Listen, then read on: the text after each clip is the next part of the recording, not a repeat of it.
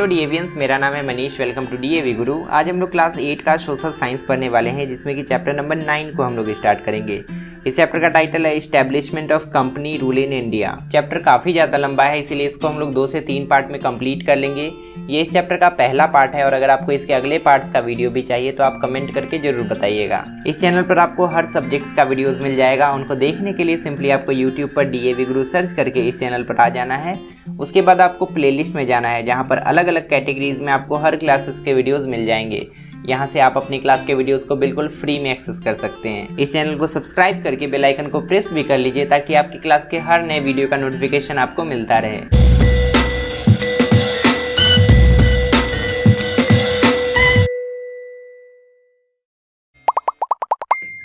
इस पूरे चैप्टर में जितने भी टॉपिक्स है उसको हम 3 सेक्शन में डिवाइड कर दिए हैं, ताकि पढ़ने में आसानी हो, और कोशिश करेंगे कि हर सेक्शन को हम लोग एक वीडियो में कंप्लीट कर लें। पहले सेक्शन में हमें इतना सारा टॉपिक पढ़ना है, जिसमें कि सबसे पहले हम लोग चैप्टर का इंट्रोडक्शन देखेंगे। उसके बाद ट्रेडिंग कंपनीज के बारे में पढ़ेंगे, फिर हमें ईस्ट इंडिया कंपनी के बारे में पढ़ना है, फिर हम लोग को कार्नेटिक वार्स के बारे में डिटेल में पढ़ना है। टोटल 3 कार्नेटिक वार्स हुए थे और सबके बारे में अलग अलग से हमें अच्छे से पढ़ना है। दूसरे सेक्शन में हमें ये सब टॉपिक पढ़ना है, जिसमें कि सबसे पहले हम लोग कॉन्क्वेस्ट ऑफ बंगाल के बारे में पढ़ेंगे, फिर बैटल ऑफ प्लासी के बारे में पढ़ेंगे, बैटल ऑफ बक्सर, उसके बाद सबसे अंतिम में पढ़ेंगे डुअल गवर्नमेंट इन बंगाल। तीसरे सेक्शन में इतना सारा टॉपिक आता है, जिसको हम लोग कोशिश करेंगे एक वीडियो में कंप्लीट करने का। एक वीडियो में नहीं हुआ तो आधा आधा करके हम लोग इसको 2 वीडियो में कंप्लीट कर लेंगे। सबसे पहले हम लोग एंग्लो मैसूर वार्स के बारे में पढ़ेंगे। 4 वार्स हुए थे इसके अंदर में। उसके बाद एंग्लो मराठा वार्स के बारे में पढ़ेंगे, टोटल 3 वार्स है इसमें। और सबसे अंतिम में पढ़ेंगे एंग्लो सिख वार्स के बारे में, 2 वार्स है इसके अंदर में। आप इस चैप्टर के सभी पार्ट्स को देख लीजिएगा, क्योंकि बोर्ड्स के एग्जाम में चैप्टर के 20 से क्वेश्चन आता है, और अगर आप एक्सप्लेनेशन ठीक से नहीं समझेंगे तो आप उन क्वेश्चन को सॉल्व नहीं कर पाएंगे। इंडिया में ब्रिटिश रूल स्टार्ट होने से पहले और मुगल डायनेस्टी के खत्म होने के बाद का जो समय था ना, उस समय भारत में कंपनी रूल था।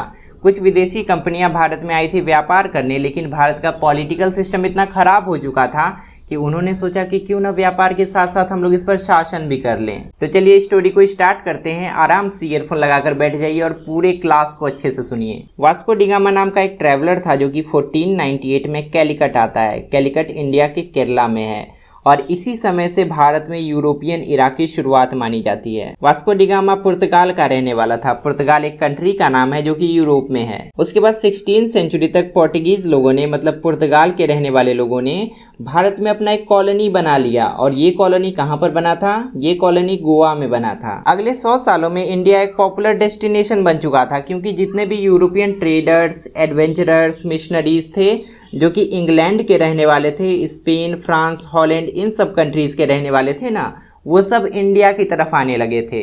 The age of imperialism in India began with weakening and eventually the disintegration of the Mughal empire. Bharat में मुगल एम्पायर के खत्म होने के बाद ही इंडिया में इंपीरियलिज्म की शुरुआत हो चुकी थी। इंपीरियलिज्म हम लोग ऐसे पॉलिटिकल सिस्टम को बोलते हैं जिसमें कि एक पावरफुल कंट्री दूसरे कंट्री को अपने अधीन कर लेता है, दूसरे कंट्री पे शासन करना शुरू कर देता है। उस समय का सिचुएशन कुछ ऐसा था कि भारत में कोई भी स्ट्रॉन्ग सेंट्रल अथॉरिटी नहीं थी, कोई भी ऐसा पावरफुल किंग नहीं था जो कि पूरे भारत को एक सूत्र में बांध कर रख सके। और इसके कारण से भारत में कई सारे इंडिपेंडेंट स्टेट्स उभर कर आए थे, जो कि औरंगजेब के बाद आने वाले जितने भी किंग्स थे ना, जो कि बहुत कमज़ोर थे, उनको रिवोल्ट करके बने थे। उनके अंदर में जितने सारे सूबेदार थे ना, उन्होंने विद्रोह कर दिया और उसके बाद अपना एक अलग स्टेट बना लिया, जिसके बारे में क्लास 7 में हमने पढ़ा था। चैप्टर का नाम था इमरजेंस ऑफ इंडिपेंडेंट स्टेट्स, आपको याद भी होगा। उन स्टेट्स के नाम भी यहाँ पर दिए गए हैं। कुछ स्टेट्स मुगल से पार्शियली अलग हो गए थे और कुछ कंप्लीटली अलग हो गए थे, जैसे कि बंगाल है, अवध है, हैदराबाद और मैसूर जो है वो मुगल से पार्शियली अलग हो गया था। कहीं ना कहीं ये मुगल से जुड़ा ही हुआ था।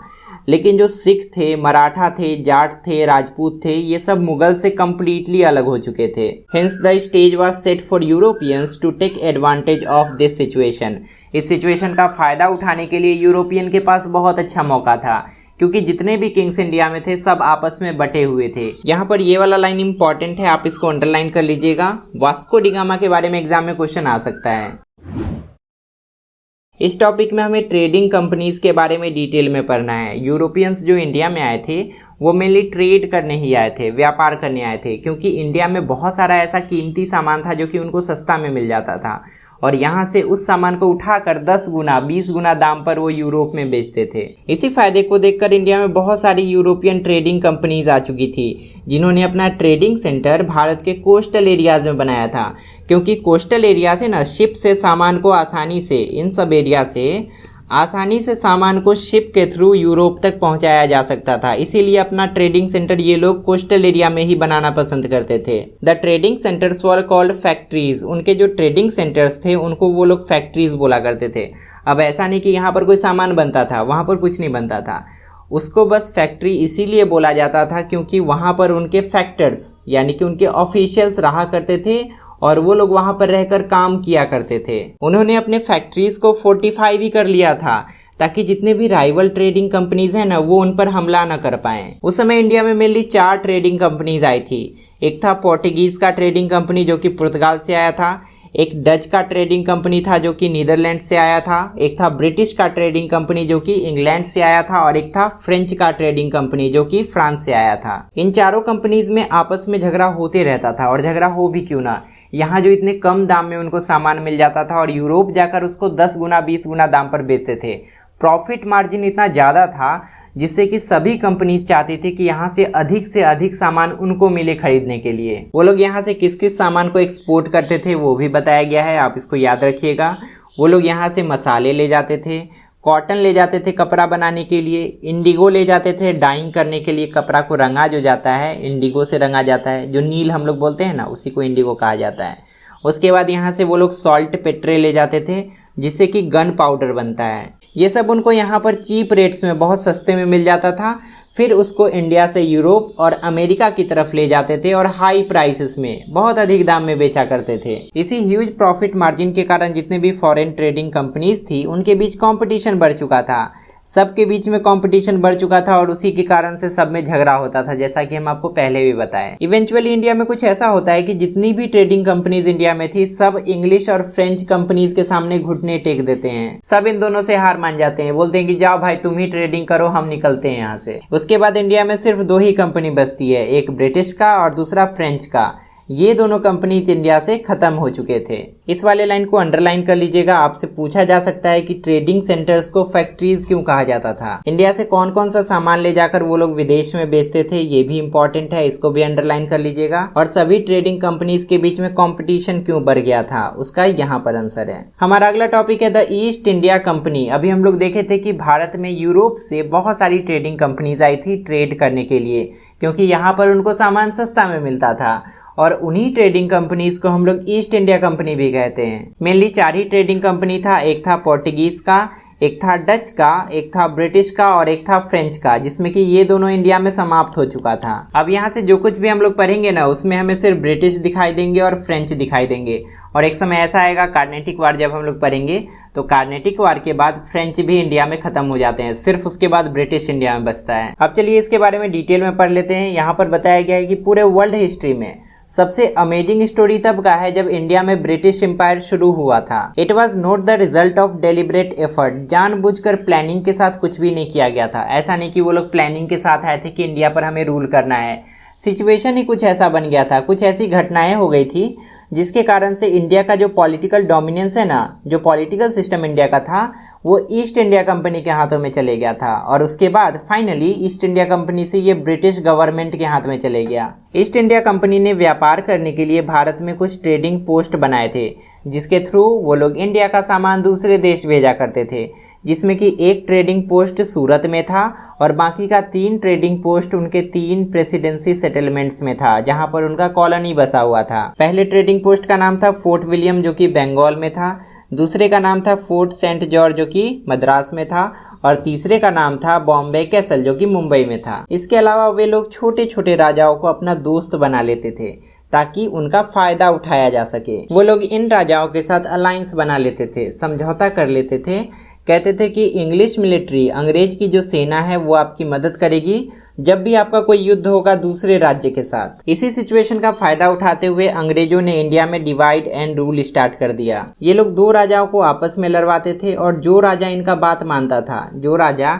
इनकी सभी मांगों को पूरा करता था, उसका मदद करते थे युद्ध लड़ने के लिए। इसी कारण से जितने भी भारत के राजा थे धीरे धीरे अंग्रेजों के पपेट्स, अंग्रेजों के गुलाम बनते गए। मतलब अंग्रेज जैसा बोलते थे करने के लिए वो लोग वैसा ही करते थे। ईस्ट इंडिया कंपनी का ट्रेडिंग पोस्ट कहाँ कहाँ पर था, ये इंपॉर्टेंट पॉइंट है, आप इसको अंडरलाइन कर लीजिएगा। ईस्ट इंडिया कंपनी हाउस जो कि लंदन में था, उसका फोटो देखिए कितना शानदार है, कितना मस्त बना लिया था यहाँ से पैसा लूट लूट के। इस वाले डू यू नो में बताया गया है कि ईस्ट इंडिया कंपनी का बहुत ही प्रिविलेज्ड पोजीशन था, बहुत ही रिस्पेक्टफुल पोजीशन था इंग्लिश गवर्नमेंट में।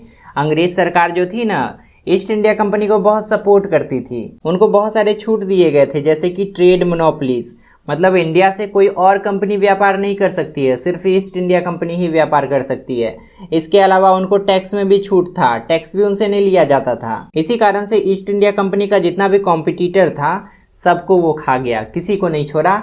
लास्ट में सिर्फ इंडिया में ईस्ट इंडिया कंपनी ही बची। यहाँ पर एक सवाल उठता है कि ईस्ट इंडिया कंपनी तो एक ट्रेडिंग कंपनी थी, वो तो व्यापार करने इंडिया आई थी, लेकिन वो इंपीरियल पावर कैसे बन गई, इंडिया का पॉलिटिकल सिस्टम उसके हाथ में कैसे आ गया। इसके बारे में हम आपको पहले ही बताए थे कि ईस्ट इंडिया कंपनी सिर्फ ट्रेड करने इंडिया आई थी, इसका और कोई मकसद नहीं था।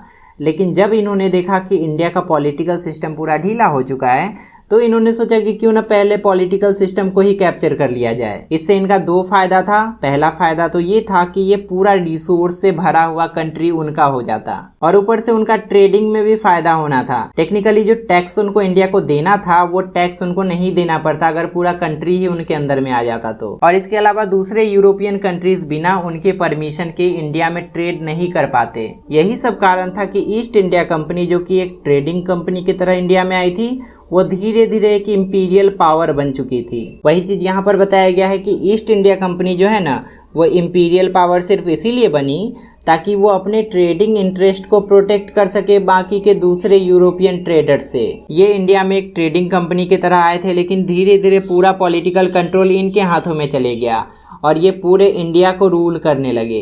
इन कंपनीज का मेन एम था मोनोपोली क्रिएट करना। वो चाहते थे कि इंडिया में उस समय जितना भी ट्रेड होता हो सब कुछ उनके कंट्रोल में आए, उनका ही राज हो और उनके अलावा कोई दूसरा कंपनी एंटर ना कर पाए। ईस्ट इंडिया कंपनी का दूसरे फॉरेन ट्रेडर्स के साथ कॉन्फ्लिक्ट होते रहता था, हमेशा उनसे झगड़ा होते रहता था। फॉरेन ट्रेडर्स कहते थे कि आखिर तुम ही क्यों यहाँ से सस्ता में सामान उठा कर ले जाओगे, हमको भी आने दो भाई। लेकिन ईस्ट इंडिया कंपनी वाले उनको घुसने नहीं देते थे और उनसे बचने के लिए उन्होंने अपना मिलिट्री बना लिया और ऊपर से अपना एडमिनिस्ट्रेटिव डिपार्टमेंट भी बना लिया। ये सब एक गवर्नमेंट के पास होता है, लेकिन इन्होंने एक कंपनी होने के बाद भी ये सब बना लिया। उसके बाद ये सब इतने पावरफुल बन चुके थे कि बंगाल की सरकार, मद्रास की सरकार और बॉम्बे की सरकार सब उनके हाथ में आ चुकी थी। धीरे धीरे ये ट्रेडिंग कंपनी एक ऑक्सिलरी गवर्नमेंट की तरह काम करने लगी, एक पैरेलल गवर्नमेंट इंडिया में चलने लगा और इसका अपना मिलिट्री था जिसका एंड हुआ 1858 में। अब ऐसा नहीं कि 1858 में ईस्ट इंडिया कंपनी का रूल इंडिया से ख़त्म हो गया, टेक्निकली ख़त्म तो हुआ, लेकिन वो जो पावर था ना, जो ईस्ट इंडिया कंपनी के हाथ में था, वो फाइनली अल्टीमेटली ब्रिटिश गवर्नमेंट के हाथ में चले गया। यहाँ पर ये वाला क्वेश्चन बहुत ही इंपॉर्टेंट है, आपसे एग्जाम में इसके बारे में पूछा जा सकता है कि एक ट्रेडिंग कंपनी एक इंपीरियल पावर कैसे बन गई। आपको डिटेल में हम बताएं, आपको इसको शॉर्ट करके, इन्हीं बातों को शॉर्ट करके आपको एग्जाम में लिखना है। यहाँ से हमारा दूसरा और बहुत ही इंपॉर्टेंट टॉपिक स्टार्ट होता है, जो कि है द कार्नेटिक वार्स। इस चैप्टर में जितने भी वार्स के बारे में हम लोग पढ़ेंगे, उसके बारे में आपको 3 से 4 चीज़ याद रखना है। वार कब स्टार्ट हुआ था, किस रीजन से स्टार्ट हुआ था, उसमें कौन कौन से लोग इन्वॉल्व थे और उसका कंक्लूजन क्या रहा। सबसे पहले यहाँ पर कार्नेटिक वार्स के बारे में बताया गया है कि आखिर कार्नेटिक वार्स थे क्या। लिखा है the Carnatic wars were a series of battles fought between English and the French. Carnatic wars एक सीरीज ऑफ बैटल्स था, बहुत सारे युद्ध हुए थे और उन्हीं युद्ध को मिलाकर हम लोग कार्नेटिक वार कहते हैं। किनके बीच युद्ध हुआ था? इंग्लिश यानी कि इंग्लैंड और फ्रेंच यानी कि फ्रांस के बीच में हुआ था। For the control of the trading ports in India, India में जो ट्रेडिंग पोर्ट्स थे सब चाहते थे कि उन पर उनका कंट्रोल हो जाए। इसी बात को लेकर उनके बीच में युद्ध होते रहता था। इसका टाइम पीरियड भी दिया गया है, ये युद्ध कब हुआ था? During the year 1746 to 1763। In wars के स्टार्ट होने का कारण मेनली अपॉर्चुनिज्म था, सब लोग मौके का फायदा उठाना चाहते थे। जो ईस्ट इंडिया कंपनीज थी वो चाहती थी कि जितने भी नेटिव रूलर्स हैं उनको अपने कंट्रोल में ले लें ताकि उनको व्यापार में फ़ायदा हो सके। आपको हम पहले ही बताए थे कि इंडिया में उस समय बहुत सारे छोटे छोटे रूलर्स थे जिनका आपस में नहीं बनता था। जब भी उनका युद्ध होता था तो एक team French East India company की सहायता ले लेती थी और एक team English East India company की सहायता ले लेती थी। जो इंडिया के प्रिंस थे, जो लोकल रूलर्स थे, वो अपनी टेरिटरी को सरेंडर नहीं करना चाहते थे। वो नहीं चाहते थे कि उनके टेरिटरी पर किसी भी आउटसाइड पावर का कंट्रोल हो। वो अपनी टेरिटरी को फ्रांस को भी नहीं देना चाहते थे और इंग्लैंड को भी नहीं देना चाहते थे। यही सोचकर उन्होंने जानबूझकर उनका कोऑपरेशन करना स्टार्ट कर दिया। उन्होंने उनकी मदद स्टार्ट कर दी, जितने भी यूरोपियंस कंपनीज थी, ताकि वो अपने पोजीशन को और भी स्ट्रेंथन कर सके, अपने पोजीशन को और मजबूत कर सके। एक बात आपके दिमाग में चल रहा होगा कि आखिर हम लोग इन वार्स को कार्नेटिक वार क्यों कहते हैं? कुछ और नाम भी तो रख सकते थे ना। कार्नेटिक वार, इन वार्स को हम लोग इसीलिए कहते हैं क्योंकि ये वार्स कार्नेटिक रीजन में हुए थे। अब आपके दिमाग में एक और क्वेश्चन आया होगा कि कार्नेटिक रीजन क्या है। इंडिया का अगर मैप आप देखेंगे तो ये वाला जो रीजन है ना, इसी रीजन को हम लोग कार्नेटिक रीजन कहते हैं। और अभी हम लोग जितने भी वार्स के बारे में पढ़ने वाले हैं, फर्स्ट कार्नेटिक वार, सेकेंड कार्नेटिक वार और थर्ड कार्नेटिक वार, सभी इसी रीजन में हुए थे। इसलिए तीनों वार्स को हम लोग कार्नेटिक वार्स कहते हैं। कार्नेटिक वार को डिफाइन करने के लिए कार्नेटिक वार था क्या, ये आपसे एग्जाम में पूछा जा सकता है, बोर्ड्स के एग्जाम में, तो आप इसको अंडरलाइन कर लीजिएगा। बहुत ही इंपॉर्टेंट लाइन है ये, आपसे पूछा जाएगा तो आप इस लाइन को लिख सकते हैं, 100% मार्क्स आपको आएगा। अब हमें फर्स्ट कार्नेटिक वार के बारे में पढ़ना है, जो कि 1746 में स्टार्ट हुआ था और 1748 तक चला था। कार्नेटिक वार्स का जो स्टोरी है थोड़ा सा कंफ्यूजिंग लगता है बच्चों को, याद नहीं होता है कि पता नहीं कहाँ कहाँ कैसे कैसे क्या क्या हो गया था। अभी हम आपको अपने एंड से जितना अच्छा से हो सकता है समझाएंगे, आप बस आराम से इसको सुनिए, आपको ऑटोमेटिकली पूरा स्टोरी याद हो जाएगा। फर्स्ट कार्नेटिक वार जो था वो ऑस्ट्रियन सक्सेशन वार के कारण स्टार्ट हुआ था। रीजन यहाँ पर आपको मिल गया। ऑस्ट्रियन सक्सेशन वार क्या था? ऑस्ट्रिया की गद्दी पर कौन बैठेगा, इसके लिए युद्ध हो रहा था। यूरोपियन कंट्री है एक ऑस्ट्रिया, वहाँ पर 1740 का बात है ये। और ये युद्ध किनके बीच हो रहा था? ऑस्ट्रिया और प्रूशिया के बीच में हो रहा था, जो कि यूरोपियन कंट्रीज हैं। इसी वार में इंग्लैंड और फ्रांस की भी एंट्री हो जाती है। दोनों अपोजिट साइड्स को ज्वाइन कर लेते हैं। इंग्लैंड जो है ना वो ऑस्ट्रिया का साथ देने लगता है और जो फ्रांस है ना वो प्रूशिया का साथ देने लगता है। इसी वार का असर इंडिया में भी देखने को मिला, क्योंकि इंडिया में उस समय फ्रांस की भी कंपनी थी और इंग्लैंड की भी कंपनी थी। इंग्लैंड ने जब देखा कि ऑस्ट्रियन सक्सेशन वार में फ्रांस उसके अगेंस्ट हो गया है, उसके खिलाफ लड़ रहा है, तो उसने सोचा कि इंडिया में भी तो फ्रांस है, वहां पर भी हमारा दुश्मन ही है, तो चलो इंडिया से उसका सफाया कर देते हैं। उसके बाद कॉमोडोर बर्नेट, जो कि एक ब्रिटिश नेवल ऑफिसर था, मतलब अंग्रेजों का नेवल ऑफिसर था, वो इंडिया आता है अपनी सेना लेकर और इंडिया में जो फ्रांस का शिप था उसको तबाह कर देता है, उसको तोप से उड़ा देता है। लेकिन इसके बाद भी फ्रांस ने पीस प्रपोज किया ब्रिटिश को। उन्होंने कहा कि हम आपसे युद्ध नहीं करेंगे, हम लोग यहाँ पर शांति बनाए रखना चाहते हैं। युद्ध हो रहा है हमारे बीच, सही बात है, लेकिन वो तो यूरोप में हो रहा है, उसके कारण से हम लोग इंडिया में क्यों लड़ें। उस समय कार्नेटिक का नवाब अनवरुद्दीन था। आप इस नाम को याद रखिएगा क्योंकि सेकेंड कार्नेटिक वार में भी इसका रोल है। अनवरुद्दीन ने भी ऑर्डर दिया कि उसके रीजन में कोई भी वार नहीं होना चाहिए, कोई भी युद्ध नहीं होना चाहिए। अभी हम आपको मैप में दिखाए थे कि इसी वाले रीजन को हम लोग कार्नेटिक रीजन बोलते हैं और इसी का नवाब था अनवरुद्दीन। अनवरुद्दीन के एरिया में ही ब्रिटिश ईस्ट इंडिया कंपनी का भी फैक्ट्री था, एक मद्रास में था और दूसरा कड़लोर में था, और फ्रेंच ईस्ट इंडिया कंपनी का भी फैक्ट्री था, एक पौंडीचेरी में था और एक करिकल में था। फ्रांस और कार्नेटिक के नवाब अनवरुद्दीन की बात मानकर कॉमोडोर बर्नेट जो था वापस इंग्लैंड चले जाता है। लेकिन उसके बाद यहाँ पर एक ट्विस्ट आता है। डुप्लिक्स नाम का एक आदमी था। अब ये डुप्लिक्स कौन है? ये फ्रांस का लीडर आप समझ सकते हैं। फ्रांस का जो कंपनी था ना, उसको लीड करने वाला बंदा डुप्लिक्स ही था। डुप्लिक्स जो था वो अपने प्रॉमिस को तोड़ देता है और वो मद्रास पर अटैक कर देता है और उसको ऑक्यूपाई कर लेता है, मद्रास पर अपना कब्जा जमा लेता है। मद्रास वही जगह था जहां पर ब्रिटिश ईस्ट इंडिया कंपनी का फैक्ट्री था। अब मद्रास पर अटैक करता है तो ब्रिटिश का फैक्ट्री फ्रांस के अंडर में आ जाता है। जब ये बात ब्रिटिश को पता चलता है तो वो नवाब से कंप्लेन करता है। नवाब को कहता है कि आपने तो कहा था कि आपके रीजन में कोई भी युद्ध नहीं होना चाहिए। कौन से नवाब की बात हम लोग कर रहे हैं? अनवरुद्दीन की बात कर रहे हैं, जो कि कार्नेटिक का नवाब था। तो नवाब को उन्होंने कहा कि आपने तो कहा था कि आपके रीजन में कोई भी युद्ध नहीं होगा, इसीलिए हम वापस चले आए।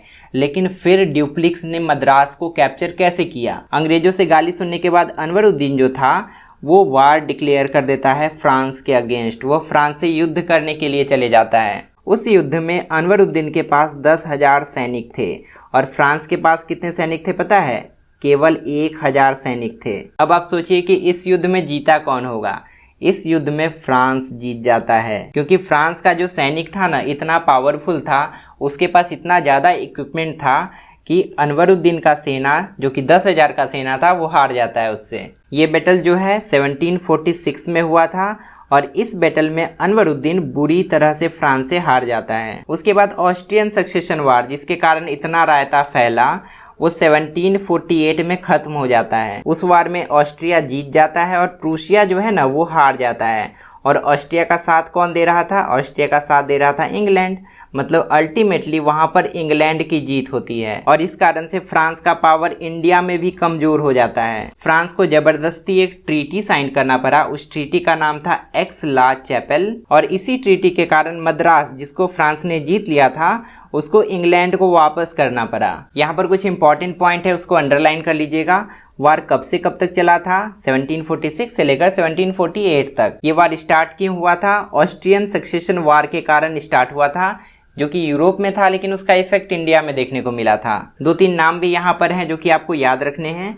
कॉमोडोर बर्नेट जो कि ब्रिटिश ईस्ट इंडिया कंपनी की तरफ से आया था, एक ब्रिटिश नेवल ऑफिसर था। दूसरा है अनवरुद्दीन जो कि कार्नेटिक का नवाब था और तीसरा है ड्यूप्लिक्स जो कि फ्रेंच ईस्ट इंडिया कंपनी की तरफ से था। इस वार का रिजल्ट क्या हुआ वो भी आपको याद रखना है। फ्रांस को एक ट्रीटी साइन करना पड़ा जिसके हिसाब से मद्रास वापस इंग्लैंड को दे देना पड़ा। जो कुछ भी हमने फर्स्ट कार्नेटिक वार के बारे में पढ़ा आप उसको ऐसे समराइज करके याद भी रख सकते हैं। इधर जो कुछ भी हम लिखे हैं वो यूरोप में हुआ था और इधर जो कुछ भी हम लिखे हैं वो इंडिया में हुआ था। यूरोप में ऑस्ट्रियन सक्सेशन वार शुरू होता है जो कि ऑस्ट्रिया और प्रूशिया के बीच में शुरू होता है, लेकिन उसमें कौन कौन कूद जाते हैं? इंग्लैंड और फ्रांस भी कूद जाते हैं। इसी का इफेक्ट इंडिया में भी देखने को मिलता है। ब्रिटिश नेवल ऑफिसर इंडिया आता है और वो फ्रांस पर अटैक कर देता है। उसके बाद फ्रांस और कार्नेटिक का नवाब दोनों कहते हैं कि हम लोग कोई भी युद्ध नहीं चाहते हैं, आप यहाँ से चले जाइए। उनके जाने के बाद जो फ्रांस था वो मद्रास को कैप्चर कर लेता है। उसके बाद ब्रिटिश अनवरुद्दीन को कंप्लेन करते हैं। अनवरुद्दीन फ्रांस से लड़ने चले जाता है लेकिन हार जाता है। लेकिन उसके 2 साल बाद ही यूरोप में जो ऑस्ट्रियन सक्सेशन वार चल रहा था वो एंड हो जाता है और उसमें ऑस्ट्रिया जीत जाता है जिसका साथ इंग्लैंड दे रहा था और फ्रांस का वहां पर हार हो जाता है। उसका भी इफेक्ट इंडिया में पड़ता है। इंडिया में भी फ्रांस कमजोर हो जाता है और फ्रांस को एक ट्रीटी साइन करना पड़ता है। उस ट्रीटी का नाम था एक्स ला चैपेल और इसी ट्रीटी के कारण मद्रास जिसको फ्रांस ने जीत लिया था उसको वापस ब्रिटिश को दे देना पड़ता है। आप इसका स्क्रीनशॉट ले लीजिए, आप इसको नोट डाउन कर लीजिएगा, आपको याद करने में आसानी होगा। अब हमें सेकेंड कार्नेटिक वार के बारे में पढ़ना है जो कि 1749 से 1754 तक चला था। फर्स्ट कार्नेटिक वार का स्टोरी आपको समझ में आया या नहीं आप कमेंट करके बताइएगा। अगर याद नहीं हुआ तो आप उसको दोबारा सुनिएगा, डेफिनेटली आपको याद हो जाएगा। सेकेंड कार्नेटिक वार से बहुत सारे लोग जुड़े हुए थे। पहले उनका नाम जान लेते हैं, कौन किस टीम में था वो डिसाइड हम लोग कर लेंगे, उसके बाद वार के बारे में अच्छे से हमें समझ में आ जाएगा। पहला नाम है चंदा साहेब, दूसरा नाम है दोस्त अली खान, तीसरा नाम है अनवरुद्दीन जो कि कार्नेटिक का नवाब था। इसके बारे में तो फर्स्ट कार्नेटिक वार में हमने पढ़ा था। उसके बाद एक था निजामुल मुल्क, एक था मुजफ्फर जंग और एक था नासिर जंग। इसके अलावा इसमें इंग्लिश ईस्ट इंडिया कंपनी और फ्रेंच ईस्ट इंडिया कंपनी भी इन्वॉल्व थी। इससे आप कंफ्यूज मत होइएगा, इसको हम लोग इंग्लिश भी बोलते हैं, ब्रिटिश भी बोलते हैं, इंग्लैंड भी बोलते हैं, अंग्रेजवा भी बोलते हैं, बहुत सारा नाम से इसको हम लोग बुलाते हैं। अब चलिए हर कैरेक्टर के बारे में एक एक करके हम लोग जान लेते हैं। आपको पता है कि मुगल एम्पायर के अंडर में बहुत सारे स्टेट थे और उन्हीं स्टेट्स में से एक था हैदराबाद। हैदराबाद का निज़ाम था निज़ामुल मुल्क। इसके डेथ के बाद या तो नासिर जंग नवाब बनता या तो मुजफ्फर जंग नवाब बनता, लेकिन निज़ामुल मुल्क की इच्छा थी कि मुजफ्फर जंग ही नवाब बने जो कि उसका पोता था, क्योंकि नासिर जंग जो कि इसका बेटा था इसने एक बार निजामुल मुल्क की हत्या करवाने की कोशिश की थी। तो एक कॉन्फ्लिक्ट तो इन दोनों के बीच में हो गया, नासिर जंग और मुजफ्फर जंग के बीच में, जो कि हैदराबाद की गद्दी पर बैठना चाहते थे। हैदराबाद के अंदर में ही कार्नेटिक रीजन था। कार्नेटिक रीजन को आपको मैप में भी हम दिखा चुके हैं। कार्नेटिक रीजन का नवाब जो था वो था दोस्त अली। ये 1732 से लेकर 1740 तक रहा था। इसके डेथ के बाद 2 दावेदार थे जो कि कार्नेटिक का नवाब बन सकते थे। एक था चंदा साहेब और एक था अनवरुद्दीन। जैसा कि हम फर्स्ट कार्नेटिक वार में ही पढ़े कि कार्नेटिक का नवाब कौन था, अनवरुद्दीन था, लेकिन ये चंदा साहेब क्यों नहीं बन पाया। चंदा साहेब इसीलिए नहीं बन पाया नवाब क्योंकि इसको मराठा उठा कर ले गए थे। लेकिन जब ये वापस आता है तो चंदा साहेब और अनवरुद्दीन के बीच में कॉन्फ्लिक्ट होना शुरू हो जाता है कि कार्नेटिक की गद्दी पर कौन बैठेगा। यहाँ तक ऑलमोस्ट हमने हर कैरेक्टर के बारे में जान लिया कि कौन क्या था। अब हमें टीम बिल्ड करना है कि टीम ए में कौन था और टीम बी में कौन था जिसके बीच में सेकेंड कार्नेटिक वार हुआ था। ये स्टोरी वार ऑफ सक्सेशन से शुरू होता है, जो कि चंदा साहेब जो कि दोस्त अली खान का दामाद था और अनवरुद्दीन के बीच में था कार्नेटिक के नवाबशिप को लेकर कि कार्नेटिक का नवाब कौन बनेगा। तो टीम ए में हम लोग चंदा साहेब को रख देते हैं और टीम बी में अनवरुद्दीन को रख देते हैं। उसके बाद निजामुल मुल्क का डेथ हो जाता है, जो कि डेक्कन का सूबेदार था। डेक्कन मतलब हैदराबाद। इसका डेथ 1748 में हो जाने के बाद एक वार शुरू हो जाता है। मुजफ्फर जंग जो कि निजामुल मुल्क का पोता था और नासिर जंग जो कि निजामुल मुल्क का बेटा था। यहाँ पर भी आपको बताए थे मुजफ्फर जंग जो कि निजामुल मुल्क का पोता था और नासिर जंग जो कि इसका बेटा था। इन दोनों के बीच में जो कॉन्फ्लिक्ट था उसमें अनवरुद्दीन नासिर जंग को सपोर्ट कर देता है और जब अनवरुद्दीन नासिर जंग को सपोर्ट करता है इस वजह से चंदा साहिब जो है वो मुजफ्फर जंग को सपोर्ट कर देता है। इस तरह से नासिर जंग जो था वो टीम बी का हिस्सा बन गया अनवरुद्दीन के साथ और जो मुजफ्फर जंग था वो टीम ए का हिस्सा बन गया चंदा साहिब के साथ। इसके बाद इसमें फ्रेंच ईस्ट इंडिया कंपनी का भी एंट्री हो जाता है। वो एक सीक्रेट ट्रीटी साइन करती है मुजफ्फर जंग और चंदा साहिब के साथ जो कि एक ही टीम का हिस्सा थे। इस ट्रीटी के हिसाब से फ्रांस का जो वेल ट्रेंड फोर्स था वो मुजफ्फर जंग और चंदा साहिब की तरफ से लड़ता। इस तरह से फ्रेंच ईस्ट इंडिया कंपनी भी टीम ए का हिस्सा बन गई। टीम ए में चंदा साहिब, मुजफ्फर जंग और French East India company. Team B में अनवरुद्दीन और नासिर जंग। अभी तक इसमें इंग्लिश ईस्ट इंडिया कंपनी का एंट्री नहीं हुआ था और इन दोनों टीम के बीच में युद्ध स्टार्ट हो चुका था। इस युद्ध में टीम ए टीम बी को हरा देती है। नासिर जंग ये वाला हार जाता है और अनवरुद्दीन जो कि कार्नेटिक का नवाब था ये वाला भी हार जाता है। और इसके बाद साउथ इंडिया में ट्रेड मोनोपोली स्टार्ट हो जाता है। फ्रेंच ईस्ट इंडिया कंपनी का पूरा दबदबा बन जाता है। अनवरुद्दीन उसी युद्ध में मार दिया जाता है और मोहम्मद अली का नाम हम लोग डिस्कस नहीं किए थे, ये अनवरुद्दीन का बेटा था। ये वहां से भाग खड़ा होता है, देखता है कि अब मेरे बचने का कोई चांस नहीं है तो वहां से निकल जाता है। तो टीम बी से अनवरुद्दीन खत्म हो चुका है क्योंकि उसका डेथ हो चुका था। अब यहाँ पर एंट्री होता है इंग्लिश ईस्ट इंडिया कंपनी का। अब इंग्लिश ईस्ट इंडिया कंपनी और नासिर जंग मिल जाते हैं। ये दोनों एक साथ मिलकर फ्रांस की कंपनी पर अटैक करते हैं क्योंकि अंग्रेज लोग देखे कि साउथ इंडिया में फ्रांस का दबदबा बनने लगा। ऐसा तो उनको देखा नहीं गया होगा कि ऐसे कैसे हो सकता है, हम लोग इतने पावरफुल हैं और फ्रांस ट्रेडिंग करेगा। तो ये दोनों मिल जाते हैं इसी कारण से और फ्रांस पर अटैक कर देते हैं और फ्रांस को ये दोनों मिलकर हरा देते हैं। वही यहाँ पर लिखा था the English plotted with Nasir Jung and defeated the French army. इस तरह से सेकेंड कार्नेटिक वार भी खत्म हो जाता है। स्टोरी आपको अच्छे से याद हो जाए इसके लिए दोबारा भी इस वीडियो को सुन लीजिएगा। इस पैराग्राफ में जो जो भी इंपॉर्टेंट चीज़ है सब हम यहाँ पर लिख दिए हैं, आपको कुछ भी अंडरलाइन करने का जरूरत नहीं है। बस आप टीम को याद रखिए कि किस टीम में कौन था और कौन किसका बेटा कौन किसका पोता, सब आप याद रखिए। किस किस के बीच में किस रीजन से कॉन्फ्लिक्ट था ये सब आप याद रखिए। बस यही सब एग्जाम में पूछा जाता है। अब चलिए हम लोग थर्ड कार्नेटिक वार के बारे में पढ़ लेते हैं जो कि 1756 में स्टार्ट हुआ था और 1763 तक चला था। जैसे फर्स्ट कार्नेटिक वार के स्टार्ट होने का कारण ऑस्ट्रियन सक्सेशन वार था। यूरोप में एक वार चल रहा था, उसके कारण से इंडिया में फ्रेंच और ब्रिटिश के बीच में लड़ाई शुरू हो गया था। बिल्कुल वैसे ही इस बार भी होता है। यूरोप में एक युद्ध चल रहा था जिस युद्ध का नाम था 7 ईयर वार। 7 साल तक ये युद्ध चला था, इसीलिए इसका नाम दे दिया गया 7 ईयर वार। इस युद्ध में भी ब्रिटिश और फ्रेंच आमने सामने थे यूरोप में। उसी का इफेक्ट इंडिया में भी देखने को मिला। इंडिया में भी फ्रांस और ब्रिटिश एक दूसरे के आमने सामने आ गए, दोनों एक दूसरे से युद्ध करना शुरू कर दिए। बस यही है थर्ड कार्नेटिक वार। यहाँ पर बताया गया है कि जो थर्ड कार्नेटिक वार था ना वो 1756 में शुरू हुआ था और 1756 वही समय था जिस समय 7 ईयर वार स्टार्ट हुआ था। तीसरा कार्नेटिक वार जो है वो फ्रेंच और इंग्लिश ईस्ट इंडिया कंपनी के बीच में हुआ था। आपको याद रखना है, बहुत इंपॉर्टेंट है। इसका स्टोरी कुछ ऐसे शुरू होता है कि French East India company Madras को घेर लेती है। मद्रास में क्या था? मद्रास में ब्रिटिश का फैक्ट्री था, अंग्रेजों का फैक्ट्री था जहां से वो ट्रेडिंग किया करते थे। उसको फ्रेंच ईस्ट इंडिया कंपनी घेर लेती है अपने कब्जे में लेने के लिए। ये देखने के बाद रॉबर्ट क्लाइव जो कि अंग्रेजों के तरफ से था, ब्रिटिश ईस्ट इंडिया कंपनी के तरफ से था, वो कर्नल फोर्ड को भेजता है नॉर्दर्न सिरकार पर कब्जा करने के लिए। इस मैप में देखिए ये वाला जो एरिया है जिसमें बंगाल है उसी को नॉर्दर्न सिरकार बोला जाता है। यहाँ पर चंद्रनगर नाम का एक जगह था जहाँ पर फ्रेंच ईस्ट इंडिया कंपनी का एक फैक्ट्री था।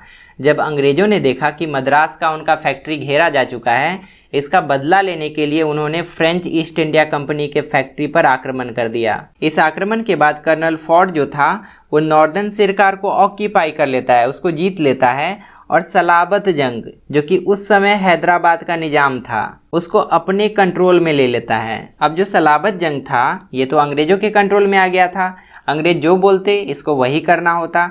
इसी वजह से सलाबत जंग नॉर्दर्न सिरकार को अंग्रेजों को दे देता है। पूरा नॉर्दर्न सिरकार अंग्रेज के अंडर में आ जाता है, मतलब ब्रिटिश के अंदर में आ जाता है। अभी तक की स्टोरी में हमने देखा कि मद्रास का जो फैक्ट्री था जो कि एक्चुअल में ब्रिटिश ईस्ट इंडिया कंपनी का था, इंग्लैंड का था, उसको फ्रांस ने घेर रखा था। और नॉर्दर्न सिरकार जिसमें कि एक जगह जिसका नाम था चंद्रनगर, जहां पर फ्रेंच ईस्ट इंडिया कंपनी का फैक्ट्री था, इसके साथ साथ पूरे नॉर्दर्न सिरकार को अपने कब्जे में अंग्रेजों ने ले लिया। अब ऐसे कंडीशन में युद्ध तो होना ही था, जो कि हुआ भी।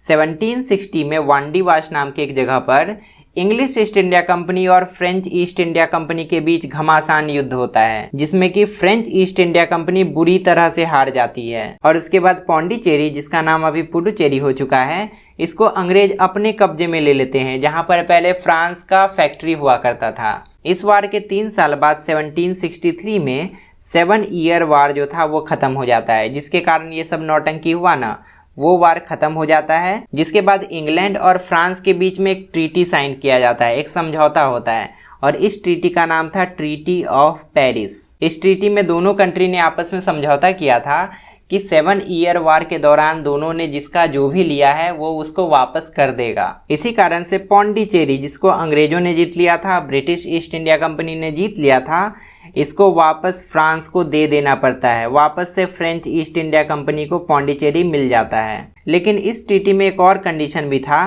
कि फ्रांस को पौंडीचेरी तो वापस मिल जाना था, लेकिन फ्रांस उसमें अपनी कोई भी आर्मी नहीं रख सकता था और वहां पर अपना कोई भी किला नहीं बना सकता था। और इसी कारण से फ्रेंच ईस्ट इंडिया कंपनी 1770 तक इंडिया से पूरी तरह समाप्त हो चुकी थी। रॉबर्ट क्लाइव उस समय तक बहुत फेमस हो चुका था, उसने बहुत नाम कमा लिया था।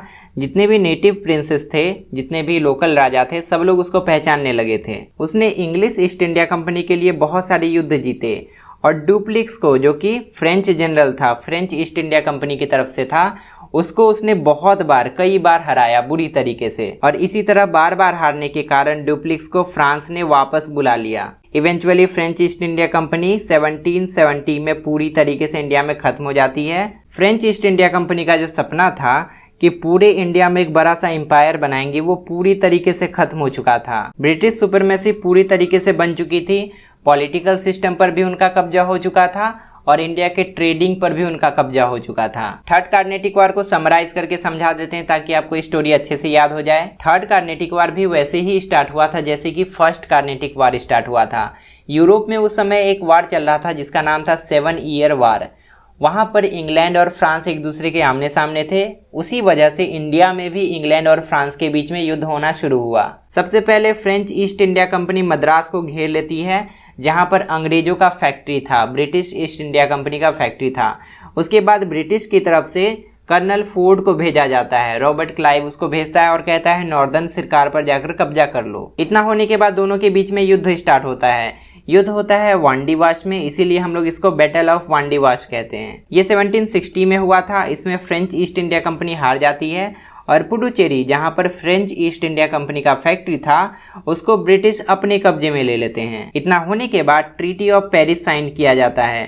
ट्रीटी ऑफ पेरिस एक ऐसा समझौता था जिसके हिसाब से पिछले 7 साल में जिसने भी जिसके फैक्ट्री पर कब्जा किया है उसको उसे वापस कर देना था। ट्रीटी ऑफ पेरिस 1763 में साइन किया गया था। ये वही समय था जिस समय 7 ईयर वार खत्म हुआ था, जो कि यूरोप में चल रहा था। आप इसका स्क्रीनशॉट लेकर अपने कॉपी में नोट डाउन कर लीजिएगा, आपको इंपॉर्टेंट पॉइंट्स याद करने में आसानी होगा। तो फाइनली हम लोगों ने एक साथ मिलकर पहले सेक्शन में जितने भी टॉपिक्स थे सबको कंप्लीट कर लिया।